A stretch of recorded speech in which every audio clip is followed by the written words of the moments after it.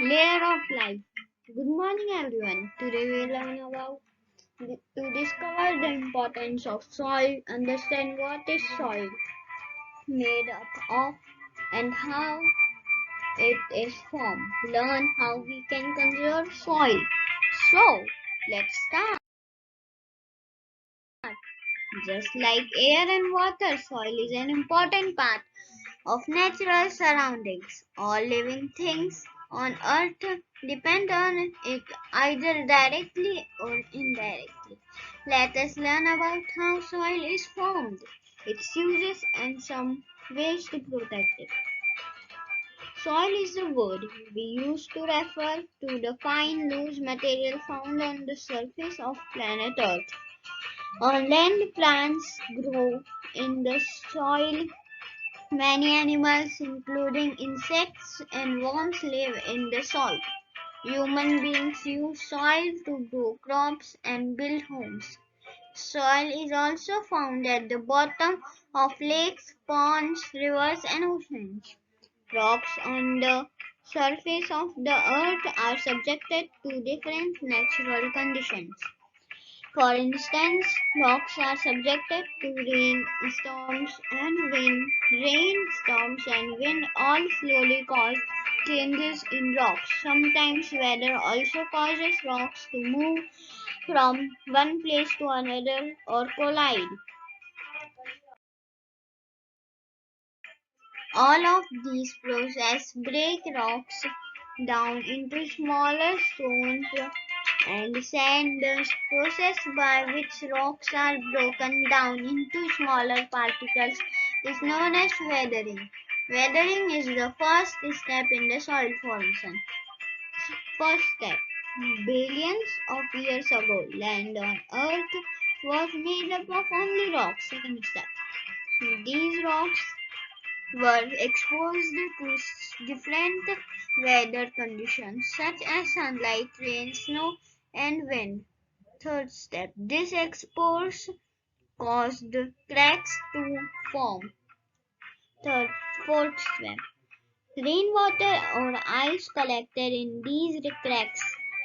These caused the cracks to widen. As wind moved these rocks, they collided and broke into smaller rocks and stones.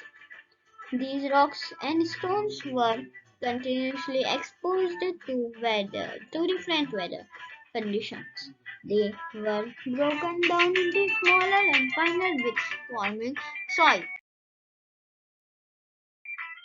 The soil that we see around us is a result of continuous weathering over millions of years.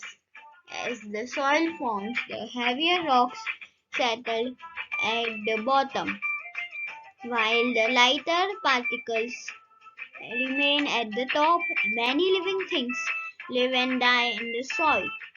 Over time, these dead animals and plants are broken down into smaller pieces by tiny living things in the soil. This process is called decomposition. Hence, along with sand, pebbles, and stones, soil also contains decomposing plants and animals. The dark organic matter from these decomposing organisms is called humus. As we dig deeper into the soil, we are able to see its different layers. Let's learn about it. Watch this video. Formation of soil. Search on YouTube. I have given the link and search on the YouTube. Did you know in most places it takes about 1000 years to form just 2-3 centimeters of soil? Topsoil, subsoil, substratum, bedrock.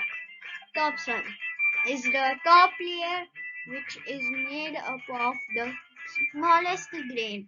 It is loosely packed. It also has the most humus, making it the best layer of soil for plants to grow. The subsoil is the layer below the topsoil. It has larger grains and closely packed substratum. It is the next layer consisting mostly of broken rock. Bedrock is the bottommost layer in it is made of large pieces of weathered rocks and a bed of rock. Types of soil. Different kinds of soil have different textures. They feel different when touched. This difference in textures is due to the different shapes and sizes of the particles and the spaces between the particles called pores. Soil with bigger particles has a larger pores and the soil with smaller particles has smaller pores. Soil with larger pores allows more water to pass through compared to soil with smaller pores. Based on their pore size and texture, soil can be classified into different types. So let's see on the next page. Sand. It is rough and grainy. It is found on beaches and in deserts. Not many plants can grow in it. It allows water to pass through easily. Silt. It is smooth and sticky. It is found wherever water flows. It supports the growth of most plants. It does not allow water to pass too easily. It becomes dust light when dry. For example, if you will see this picture, you can see the larger particles are in that only and fine earth is under it. Larger particles seem opening to meter. Finer.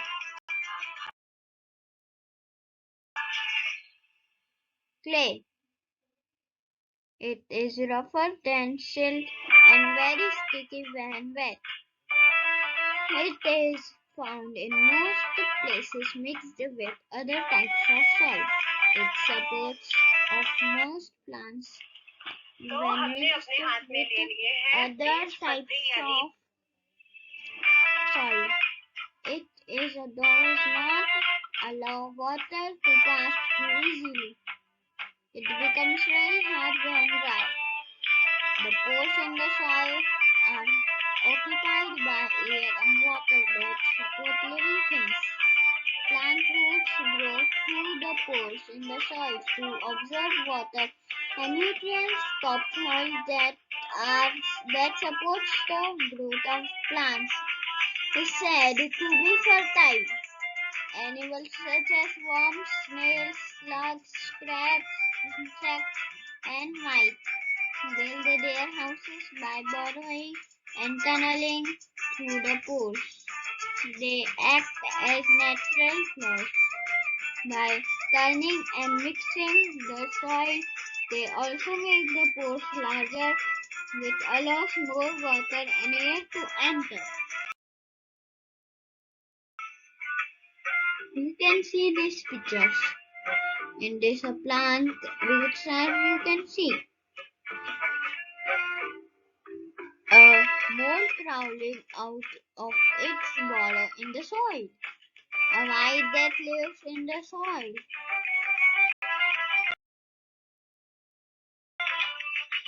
Soil erosion by wind. You know what is soil erosion?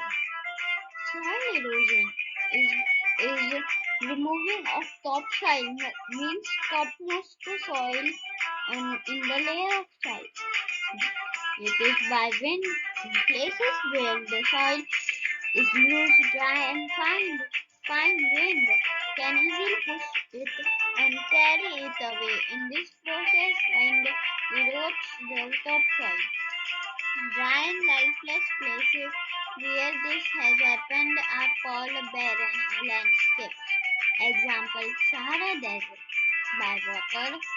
When the ground was sloping surfaces, water in the form of rain or rivers flow freely over them.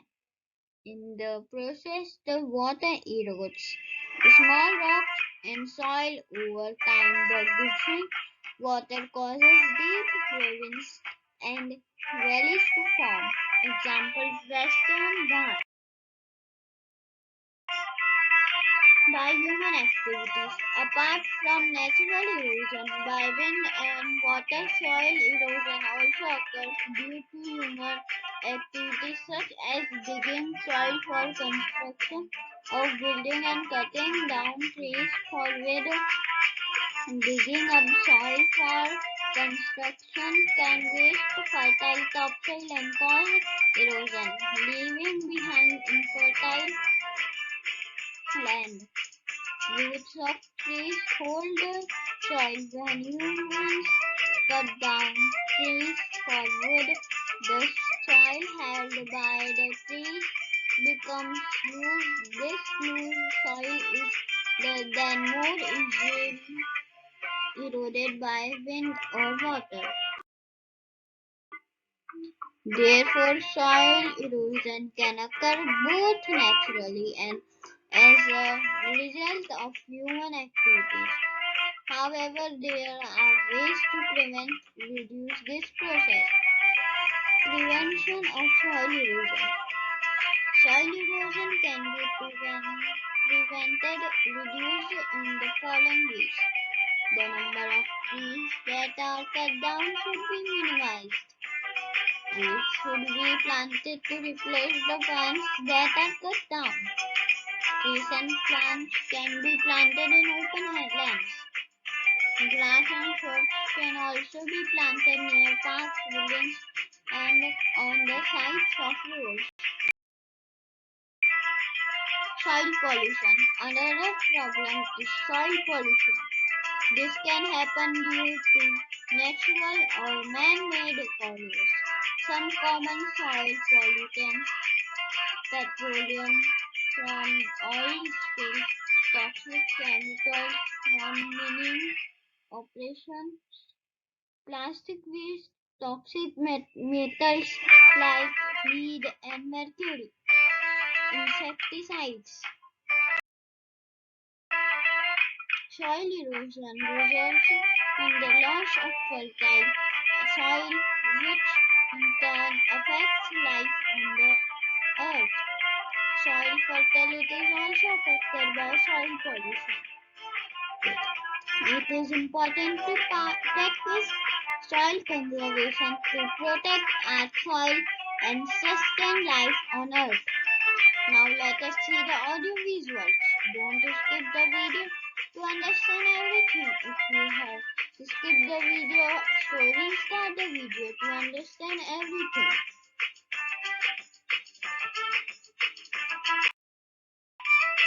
Audio visuals. Layers of soil. Knowing about soil formations. Components of soil. Soil definition and properties. Soil erosion. Steps of soil conservation. Uses of soil. In this, the green color the text. This green color the text. Search on the YouTube and see the first video of this. So you can understand about this. Everything is titled there.